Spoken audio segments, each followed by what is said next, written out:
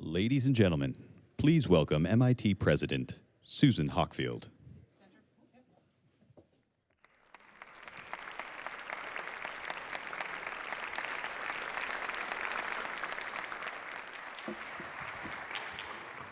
Good afternoon, everyone, and welcome to MIT's Compton Lectures. I'm delighted that all of you have joined us today. And as our custom, we will look forward to a question and answer session after the speaker has finished her prepared remarks. I want to begin with a little bit of context. The Compton Lectures were established more than 50 years ago in 1957 to honor the wide-ranging intelligence of MIT's president, Carl Taylor Compton, who had died 3 years before these lectures were established. Carl Taylor Compton guided MIT for almost a quarter of a century, from 1930 until his death in 1954, first as president from 1930 until 1949, and then as chairman of the MIT Corporation, our board of trustees. As we look at the history of MIT, Compton was absolutely a transformative figure.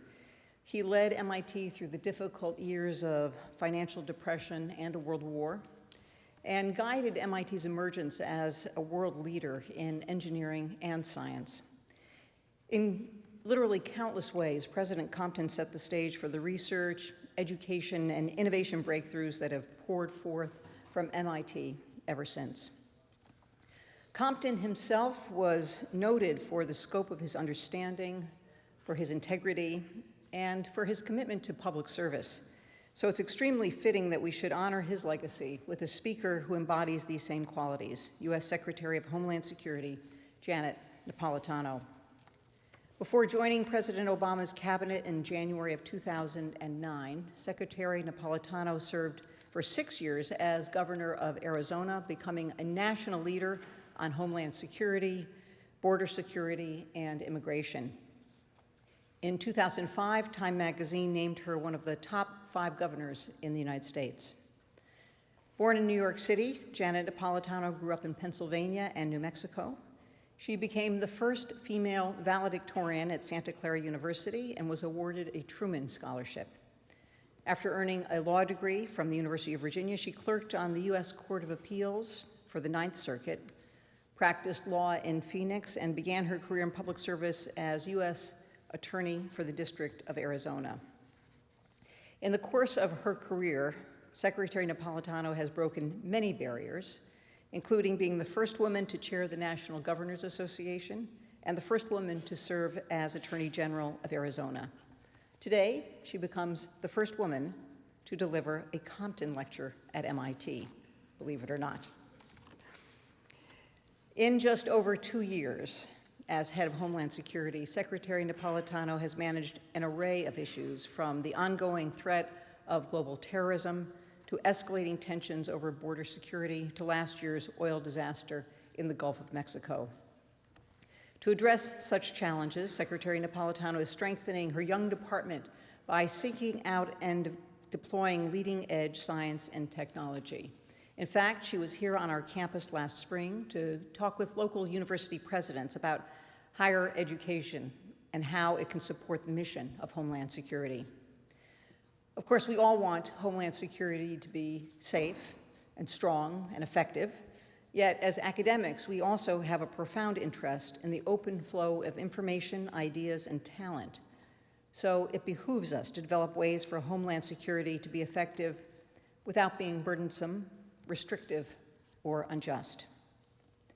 Today, Secretary Napolitano will explore the challenges and opportunities of Homeland Security as an emerging field in technological R&D.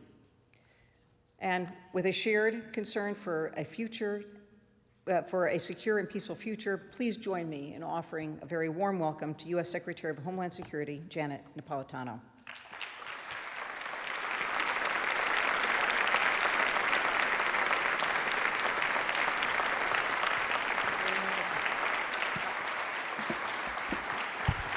All right, thank you.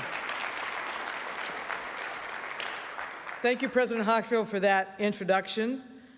Thank you all for your welcome, and thank you to MIT for having me on campus this afternoon. I have to say it is a tremendous honor to be asked to deliver the Compton Lecture. and also to be the first woman speaker in the history of this lecture series. I know that I am following in the footsteps of some great scientific minds. The first Compton Lecture was actually delivered by Niels Bohr, to whom we owe much of our understanding, of course, of the structure of the atom. In 1978, the lecture was delivered by one of Bohr's students, Linus Pauling, who charted advances of a similar scale when it came to chemical bonding and the nature of molecules. And 2 years ago, my cabinet colleague, Energy Secretary Steve Chu, a brilliant experimental physicist, delivered the Compton Lecture. So you might say I am the odd one out. I do not have a Nobel Prize.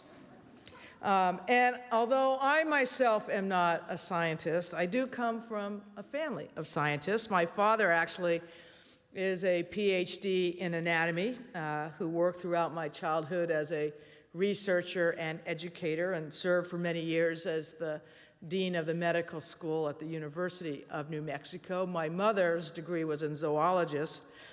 Some of my most vivid childhood memories have to do with my dad's life as a scientist, because on Saturday mornings he would take my brother and I down to the medical school, which was surrounded by a big flat mesa in New Mexico, and while he was inside checking on his experiments, he would send us out to chase blue-tail lizards. Now, blue-tailed lizards, I don't know how many of you all are from the West or the Southwest, but if you are, you know that blue-tailed lizards have detachable tails, right? So he would pay us a nickel a tail for lizards. And this was really big money for me at the time. I think here at the Sloan School, you could say he was probably monetizing lizard tails for his children. And my brother went on and actually got his bachelor's and master's degrees right here at MIT, and is now a PhD in his own right working at Sandia Livermore. And my younger sister has a master's in audiology, and she has worked with children who receive cochlear implants, among other things. But I fell off the science and technology truck, and I became a lawyer. You can clap now. That's good. So you may be wondering, am I the black sheep of my family? And I think the answer actually is no. My family and I share at least two things that bind all of our interests, and I think they are things that would ring true for many of you here today. The first is the love for a good challenge. It's probably safe to say that you would not be here at MIT unless you relish tackling the kinds of problems that stump everybody else. And the second is seeing one's work as a way to be part of something larger than oneself, to use one's knowledge to confront the challenges of our day and hopefully to make us all better off. So the title for this lecture is The Future of Science as Public Service, and it's actually a theme that has been with us for a long time. In remarks at MIT in 1949, Winston Churchill recognized the importance of moving science from the abstract to the concrete, declaring that science must be the servant and not the master of man. And in fact, right around that time, we saw an interesting example of man in political office seeking to put science to work for the public good right here at MIT, because in preparing for this lecture, I was shown a copy of a letter from 1948, just a year before Churchill's visit. It was from the mayor of Boston to Carl Compton, who was MIT's president. The mayor wanted to see if there were a competent group of engineers who could help address the problem of accumulating snowfall in Boston. And he wondered if MIT could help melt the snow, quote, whether it be by the use of flamethrowers or chemicals or otherwise. Now, I don't know how MIT responded to that particular offer. I will say I have seen accumulating snow in Boston over the past several years. But I can say that at DHS, we are not looking for flamethrowers. We are looking for imaginative solutions to really, really tough problems. Now, the founders of this institution understood this well because they created MIT to address the challenges that our nation was facing in a world undergoing rapid change at that time from industrialization. And that commitment to service to solving the world's problems has only grown. I was astonished to learn, for example, that the Energy Club here at MIT has 2,800 members. Now, we must acknowledge here that the challenges we confront constantly change. They do not remain static, and therefore our public policies must be sufficiently agile to understand these changes and to adapt as well. And those who implement these policies, our public servants, must also be agile. This is all the more true in the areas of homeland and national security. Here, the threats of the network world, as well as the opportunities, emerge and evolve faster than one can ever imagine. Now, the work of this department, the newest department in the federal government, is rooted in several fundamental shifts we have witnessed over the past few decades. For example, the United States is no longer isolated by two oceans. Our major belligerents are not necessarily the militaries of other nations. And a technological revolution has made societies more interconnected than anyone thought possible even a few years ago. So the reality of national security today is that small groups of people can use ordinary technologies to injure or kill, to despoil the environment, or to strike our economy and our society as a whole by attacking our critical infrastructure and also our security and well-being. There's also the possibility that small groups of people can use more advanced technologies to do even more permanent damage using biological, chemical, and nuclear or radiological weapons. These small groups of adversaries take many forms. Some are al-Qaeda-style terrorists, or those inspired by their propaganda. Some follow other violent ideologies. Some extremists are homegrown, their radicalization often accelerated by what they read and watch online.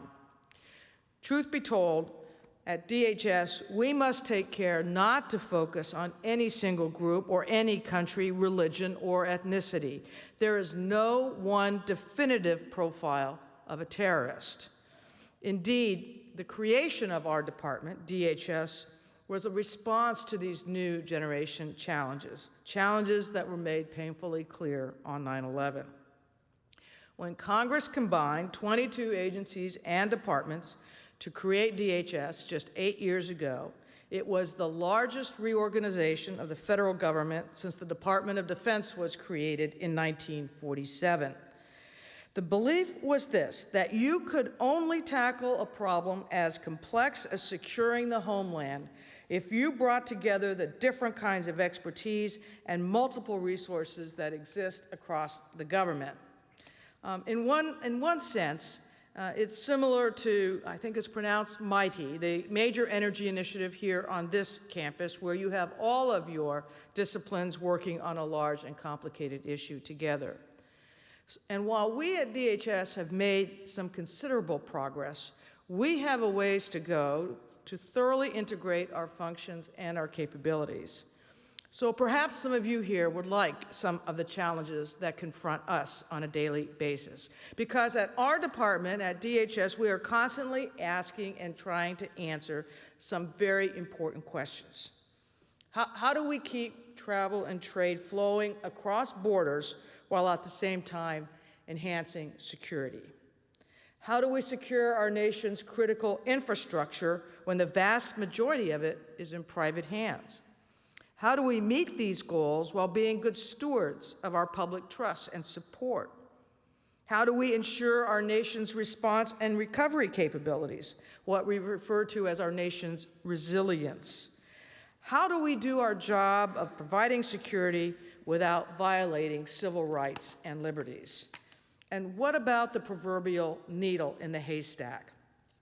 How do we address the risk of potentially catastrophic events, a major earthquake, a major attack, when we do not know where or when it could happen or what exactly it would look like? Now, the answers to many of these questions involve harnessing science and technology to better meet our homeland security needs. Now, historically, we have a long tradition in our country of creating problem-solving partnerships between government and our research and development enterprise. And innovation is an important part of President Obama's strategy for economic growth and international competitiveness. The largest and most prolific of our relationships have often involved national security and have had their foundations actually in the military. For example, many individuals who have delivered this lecture in the past worked on the Manhattan Project.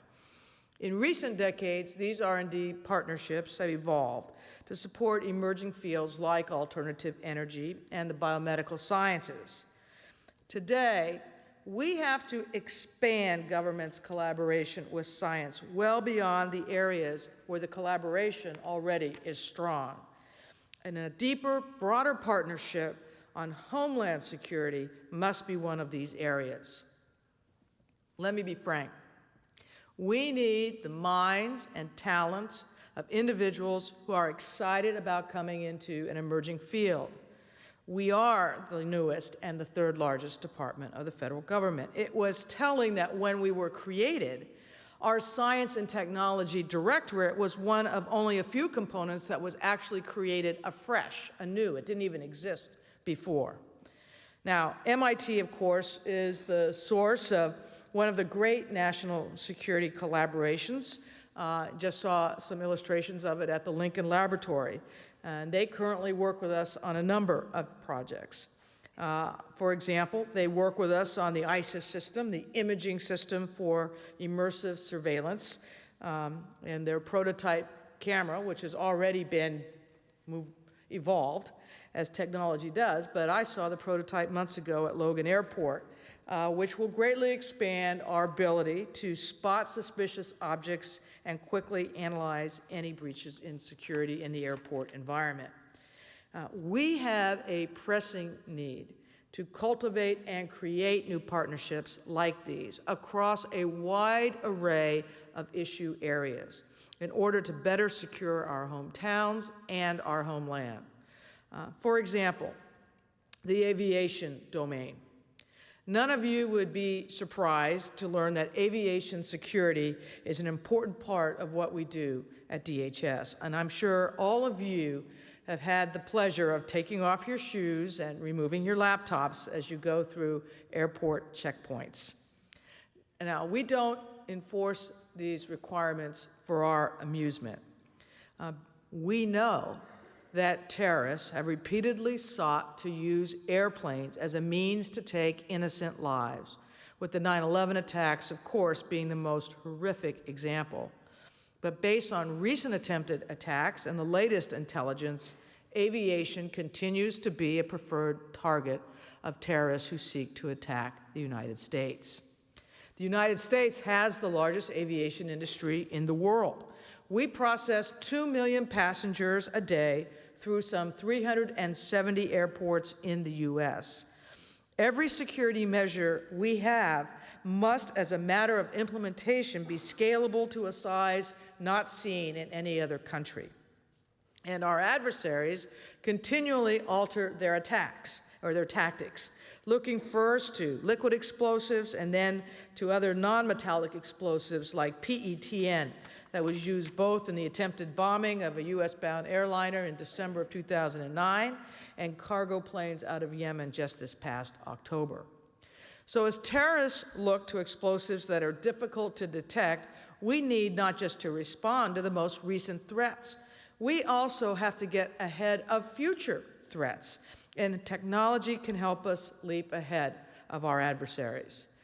Better explosives technology is important, but in fact, it needs to be just one layer of security in a multi-layered system that includes multiple tactics, both seen and unseen. And into all of this, we must factor in the potential for human error. The challenge is not just to roll out new technologies. The heart of the challenge is to apply technology to make this process as effective and smooth as possible for passengers and for cargo. And this means that technologies not only have to be effective, they also have to be fast, they have to be complementary to each other, and they have to be as non-intrusive as possible. And because aviation and the cargo supply chain are global systems, in order to really secure the aviation system, we also need to look towards security solutions that can be applied across the globe, which means they have to be flexible and cost-effective. And of course, technologies must support our commitment to protect the privacy and civil liberties of our citizens. Now, DHS is already testing a range of new technologies to make the passenger experience quicker and less intrusive while still maintaining security. And we're exploring the human and behavioral dimension to gain a better understanding of behavioral indicators of danger. Our overall goal is to have an integrated checkpoint that allows passengers to keep on their shoes, reduces the need for physical searches, and maximizes the likelihood that we will prevent another aviation attack. We call this the airport checkpoint of tomorrow. But to imagine, design, test, procure, and eventually deploy the checkpoint of tomorrow, we need new kinds of expertise. We need managerial and operational expertise to move existing technologies to task. And as we plan for the technology we will need 5, 10, 20 years down the line, we need the scientific and engineering expertise to turn our ideas into a reality. Now, a second Homeland Security challenge is what is sometimes referred to as the big data problem. Many of you probably deal with this in your own work. Your research brings in reams of data, but what is essential is the ability to glean insight and discern patterns and trends from a mass of information. This is something we deal with every hour of every day as a member of the intelligence community. Again, I need to mention this, it's important. We first go through a rigorous process of making sure that our civil rights and liberties are protected. We don't take our eye ever off of that ball. But intelligence data is not just a matter of having information. It's also about what one does with the information and how one figures out what it really means. It's about discerning meaning and information from millions, billions of data points. And when it comes to our security, this is one of our nation's most pressing and serious issues. Now, I mentioned that 2 million airline passengers are processed through our airports every day. We also process 50,000 or so cargo containers, and they come through not just airports, but land and seaports as well. At the same time, DHS receives more terabytes of data from the intel community each day, intelligence community, not intel, intelligence community. Each day, we receive more terabytes of data than the entire text holdings of the Library of Congress. The National Counterterrorism Center's 24-hour Ops Center receives 8,000 to 10,000 pieces of specific international counterterrorist information each and every day. So all of that comes to DHS, and it clearly is too much to suggest that the simplistic connect the dots analogy accurately represents what an analyst has to do. So very quickly, you can see that big data, more so than the lack of data, becomes our most pressing problem. And at the same time, the threats implicated by the data are not static. They're continuing to move. We therefore can't overstate the need for software engineers and information systems engineers. We need communications and data security experts, and we need the kind of talent working together to find new and faster ways to identify and separate relevant data from non-relevant data. Then we need to organize the data in ways that analysts, agents, screeners, and guards and operators can use. And we need to get it to them securely and in real time. Now, the big data problem doesn't apply just to incoming intelligence. As threats continually evolve, we need to get smarter about what anomalies to look for and therefore design better algorithms with which to deal with them. Simply spotting, say, explosives or radiological material is not enough.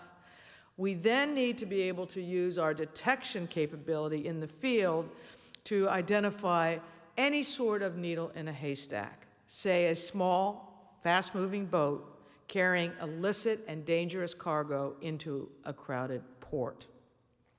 These are the challenges we need to confront. I'll give you another one. I want to mention the challenge of making our society more resilient so that we can bounce back quickly from any kind of a crisis event, from a terrorist attack to a natural disaster. The trifecta of tragedies in Japan, an earthquake, tsunami, and a nuclear crisis, illustrate vividly why resilience is so basic and so important. Now, we know that there are always more things we can do to protect things like our cyber networks and our critical infrastructure.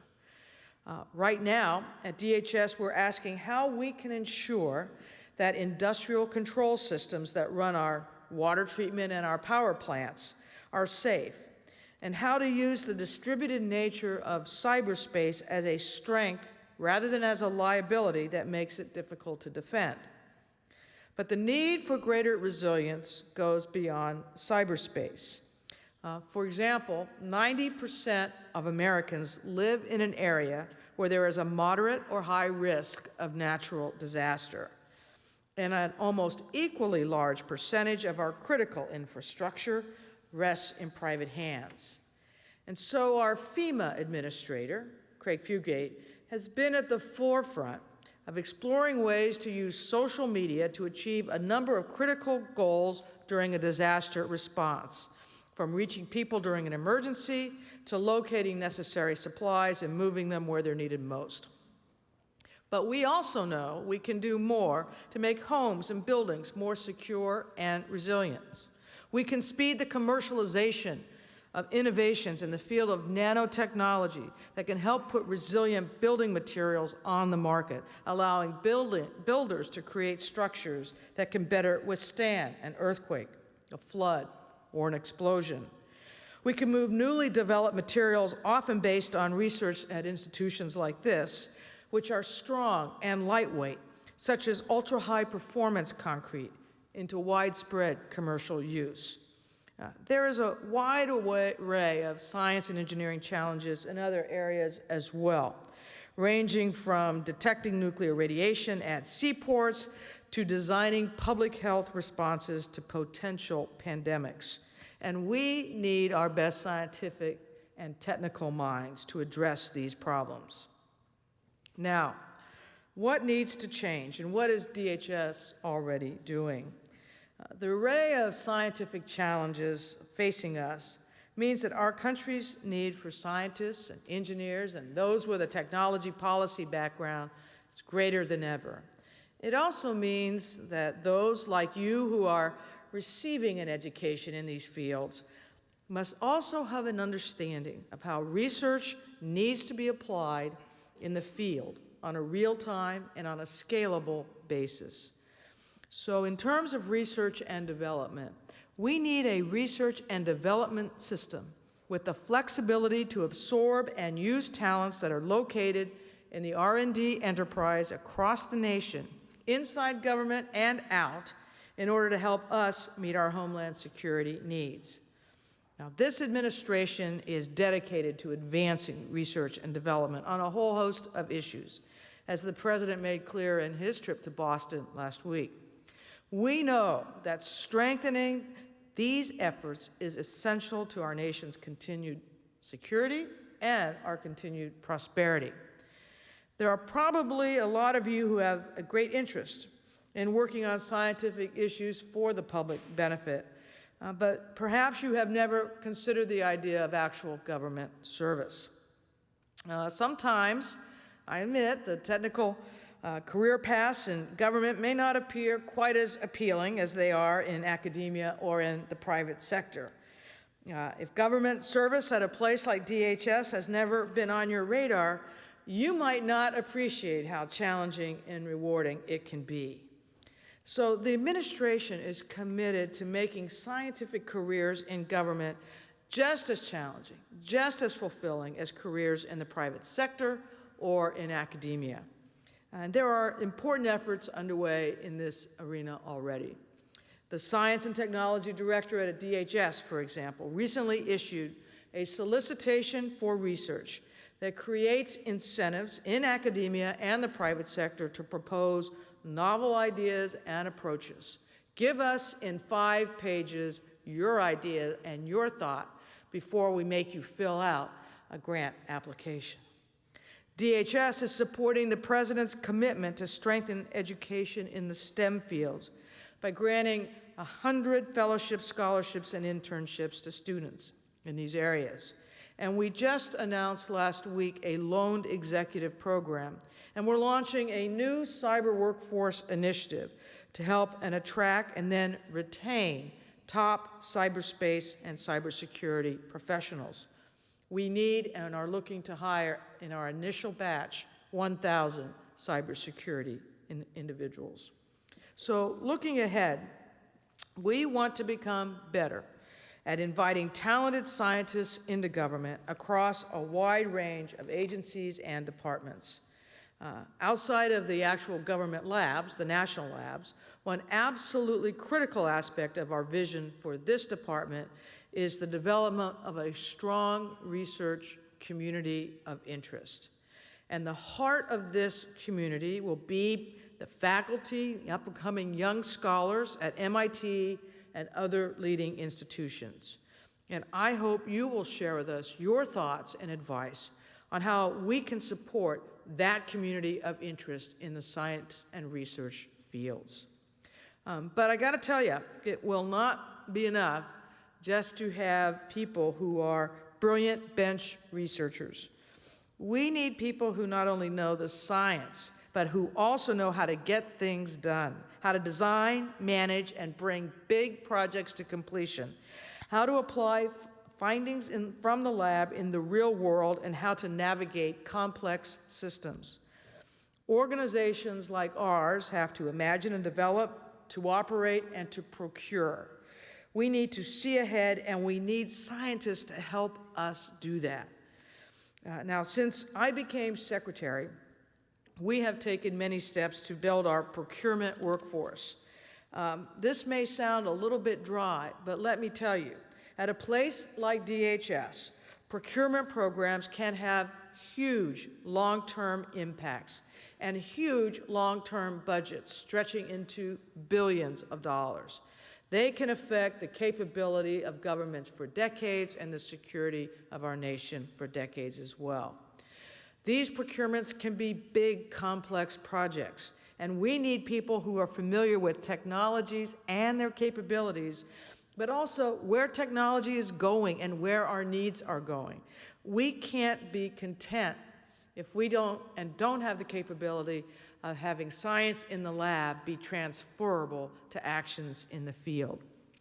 In sum, we need a model where there is more scientific knowledge applied across government and more knowledge of government and public policy in our science and engineering communities.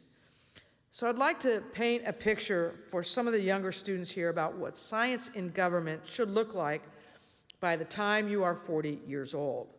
By that time, it should not be unusual for a top scientist to take a leave from academia or the private sector and spend a couple of years in government, hopefully at DHS, working on solving important science and technological problems. It happens to an extent today.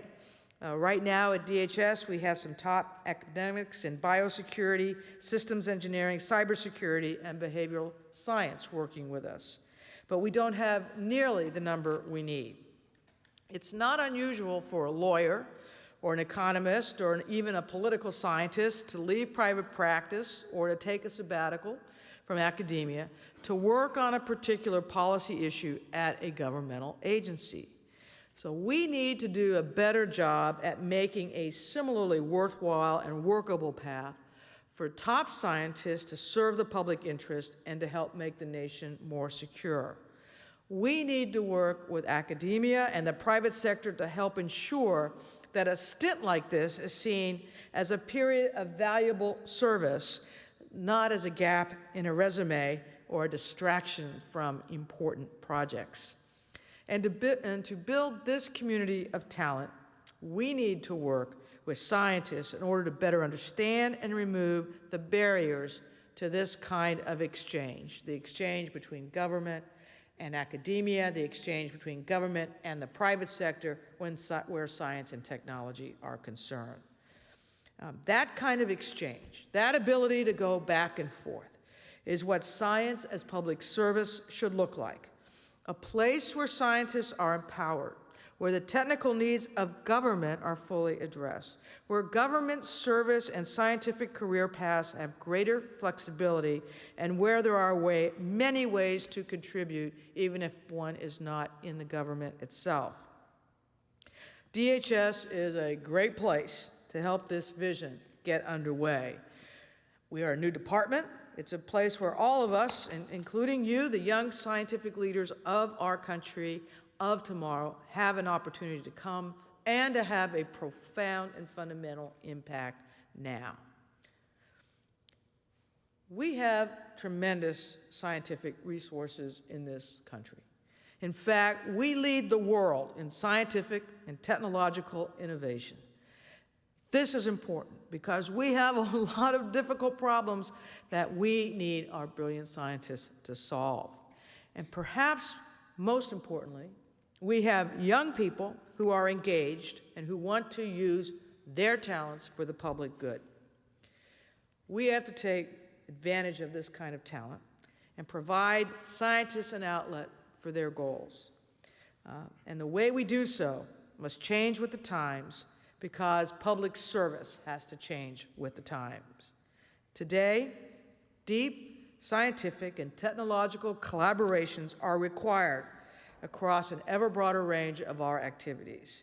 And we need you and people like you to join a new generation of Americans in the fight against the new generation of threats to the homeland. I know, as do you, that science and technology alone cannot guarantee security, nor can any one government agency simply deliver security to the people it serves. Security, in the end, flows from our hometowns and our communities. It requires people to embrace a sense of shared responsibility. But the nature of today's threats, some of which have their origins in previous periods of scientific advance, mandates that we embrace the benefit of the best that science can offer us. This, to me, is a pretty good definition of science as public service. Our country needs for this to happen, and I'm looking forward to this kind of engagement with you, with your colleagues, and with our shared futures. Thank you very much.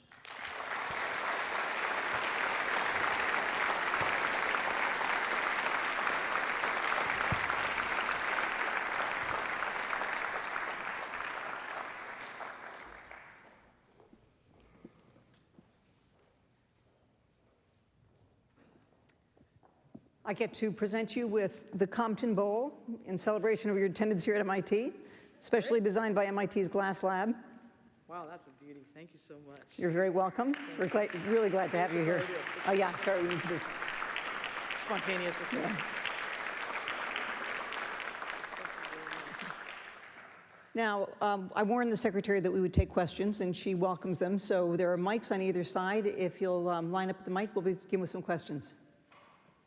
Go ahead. Hello, I'm from Arizona, so it was a real pleasure to hear you speak.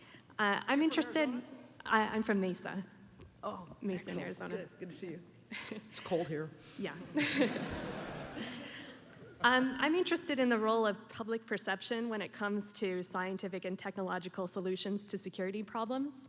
Part of finding these kinds of solutions requires not only believing the scientific evidence on its face, but also making the public understand that scientific evidence. And sometimes there's just a disconnect between beliefs and what people in a scientific community see as kind of more objective truth, if you will.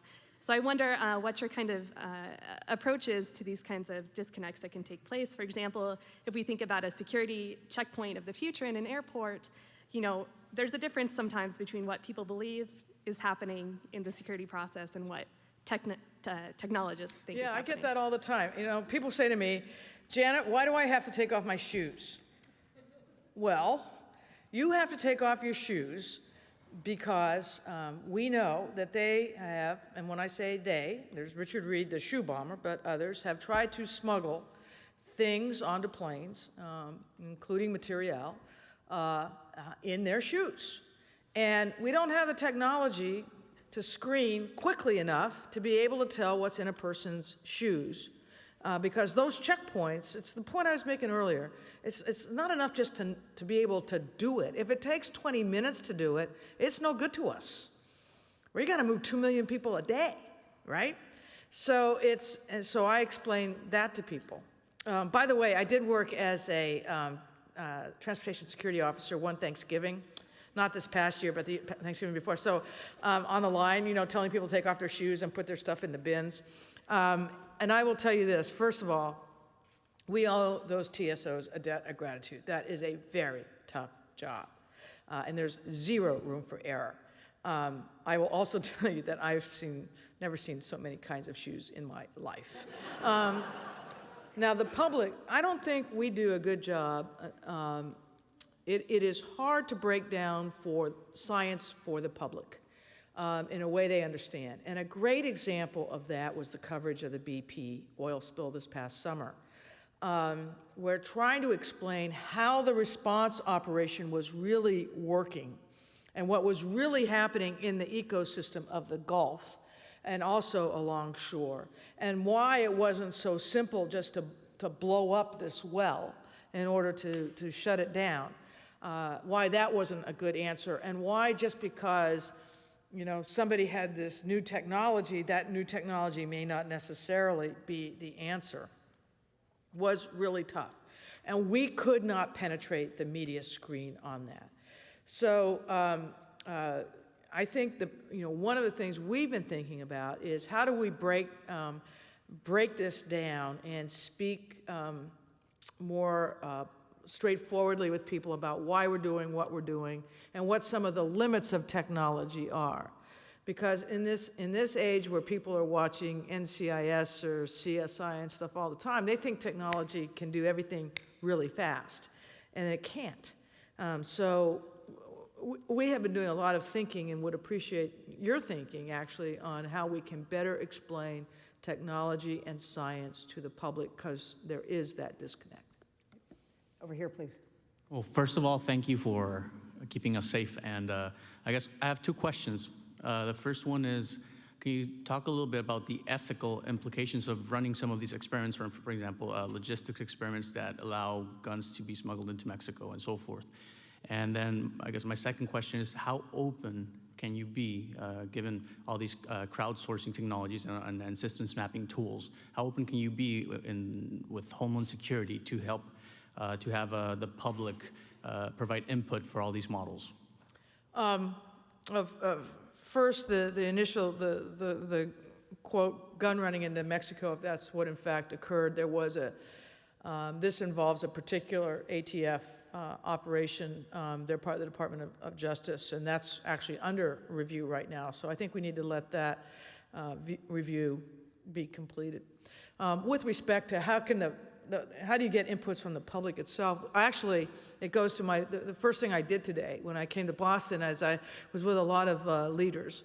And we have launched this very straightforward campaign that goes to communications called See Something, Say Something. That's the motto. See something, say something.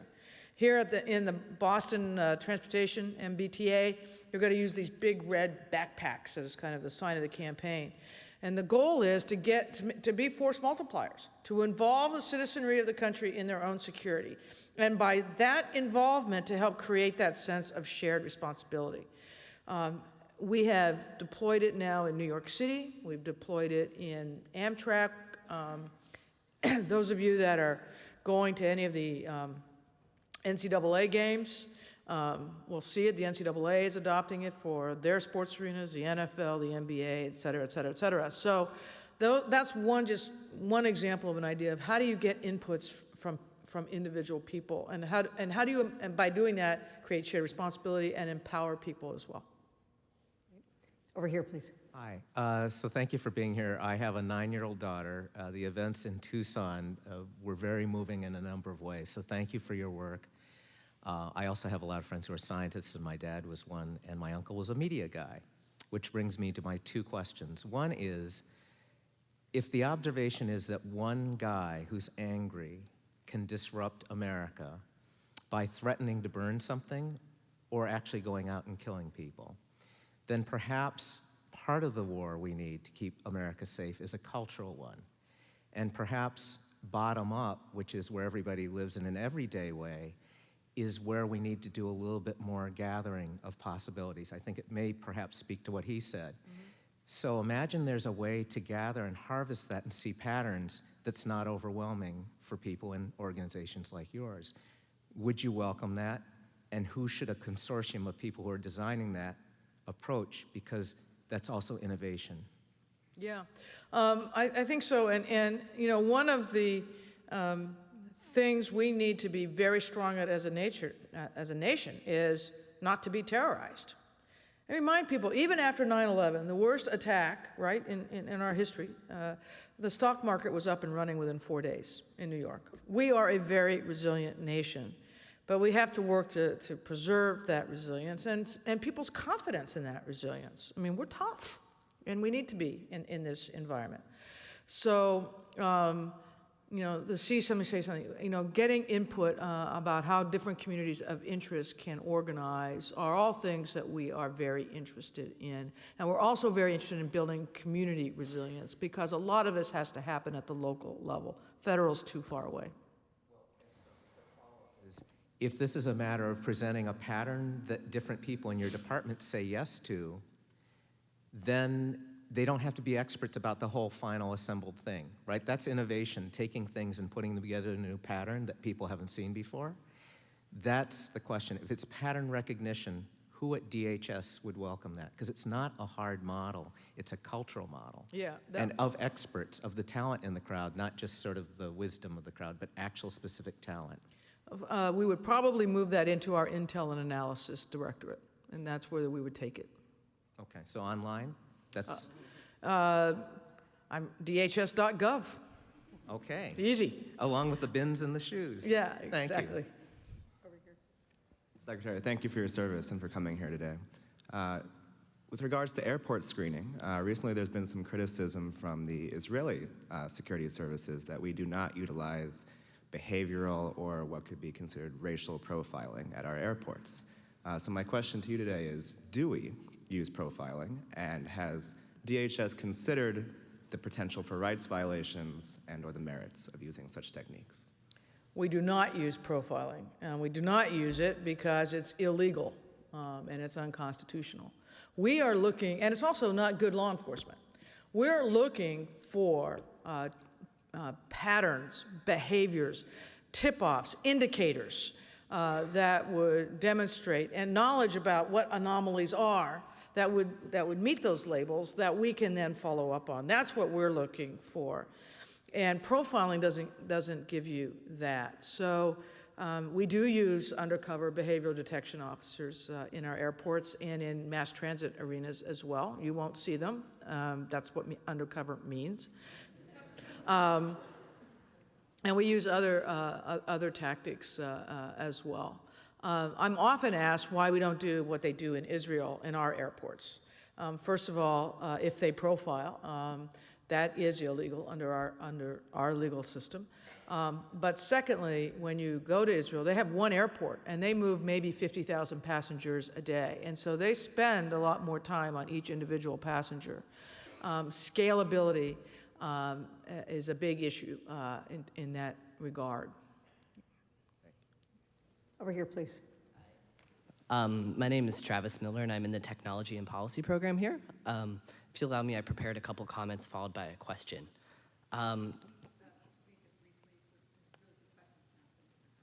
Absolutely, thanks. Well, thank you for your comments. I just wanted to share that I do strongly disagree with many of your organization's actions, though, particularly the Immigrations and Customs Enforcement. In public speeches, you've discussed the importance of beginning immigration reform with enforcement, and I would disagree and offer that immigration reform begins with rapidly opening up legal channels for citizenship. Enforcement clearly has not and will not stop immigrants from coming here, and the reasons they need to come here are directly linked to this country's domestic and foreign economic policies. You've suggested that immigrants undermine unions and worker rights. Contrary to that assertion, ICE raids undermine unions and workers' rights.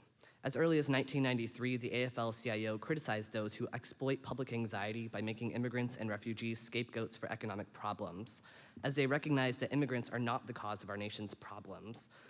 I would suggest that the DHS's programs, such as the Secure Communities programs implemented here in Boston, which is meant to round up criminals and actually deported two-thirds of those deported were non-criminals, that these programs are actually part of the problem as well as a great threat to American freedom, which is corporate capitalism.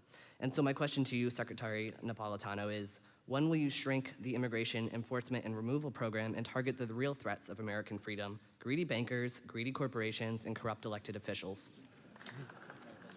Well,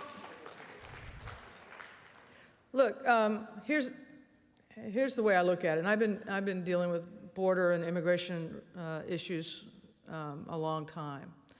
Our nation sorely needs immigration reform, but the executive branch cannot do it without Congress moving. I mean, we would like, for example, to revise the process by which those who receive degrees here in the United States, particularly at institutions like MIT, can remain in this country, right? But we cannot do that without statutory reform. We do everything we can to make the process as transparent as possible. But we can't, by ourselves, change the law. The president is committed to changing that law, but he needs a bipartisan group in the Congress. He needs 60 in the Senate in order to accomplish that. So he has, he understands this is a marathon and not a sprint. Immigration reform is always a difficult issue for Congresses to address.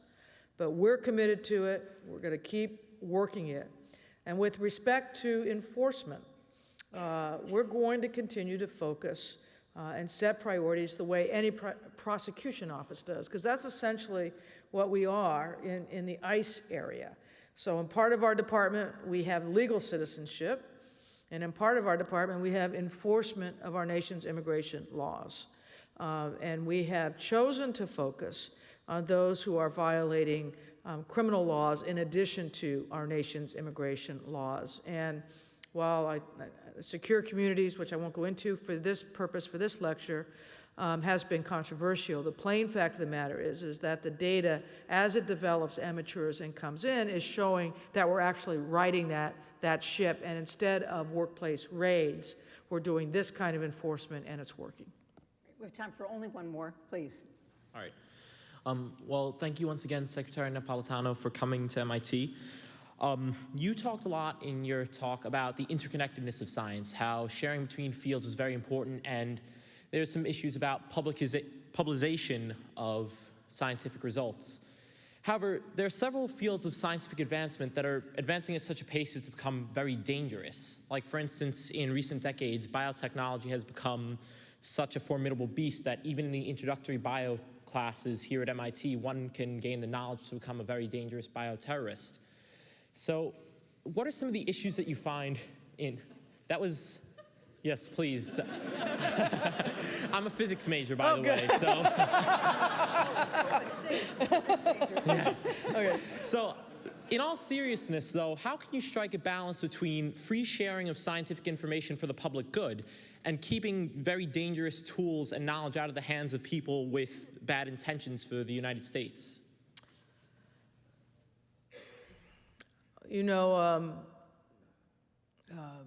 I think with perhaps limited exceptions, we have to operate in a world where we assume that we cannot.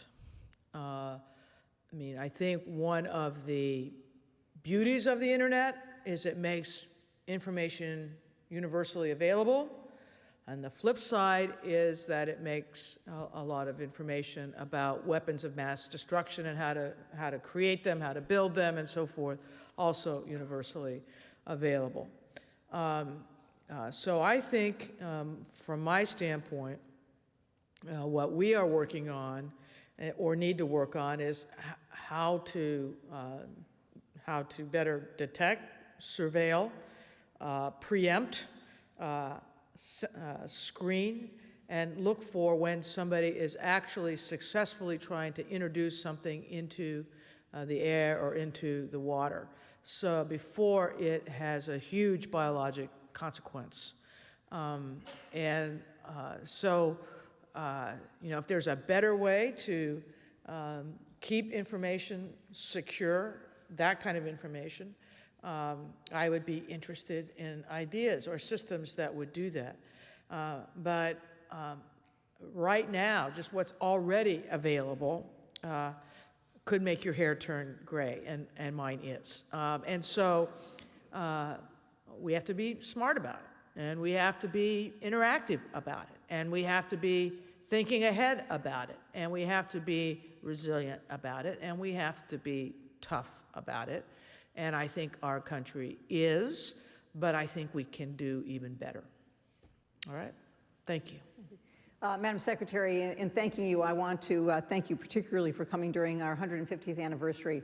And your message of mind in hand, mens et manus, which is our motto, of taking science and technology and deploying it to the greater good, is a great call to public service for our audience. And we could not have had a better speaker today to present this charge to our students and to our faculty. Thanks very much. Happy anniversary.